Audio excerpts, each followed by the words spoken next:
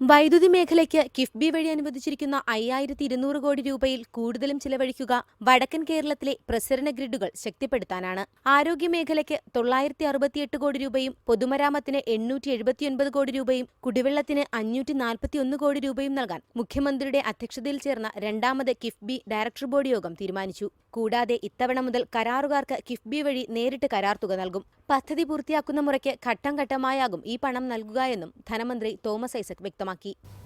സേവനദാതാക്കൾക്ക് അല്ലെങ്കിൽ കോൺട്രാക്ടർമാർക്ക് നേരിട്ട് ബന്ധപ്പെട്ട നിർവഹണ ഏജൻസി ഇവർ പണി ചെയ്തു എന്ന് പറഞ്ഞു കഴിഞ്ഞാൽ അവർക്ക് നേരിട്ടായിരിക്കും നൽകുക.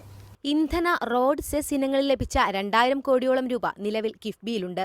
എന്നാൽ അടുത്ത സാമ്പത്തിക വർഷം 5000 കോടി രൂപയോളം കിഫ്ബിക്ക് ആവശ്യമായി വരും. 16,388 കോടി രൂപയുടെ വിവിധ പ്രോജക്ടുകളാണ് ഏജൻസികളും വകുപ്പുകളും കിഫ്ബിയിൽ സമർപ്പിച്ചിരുന്നത്.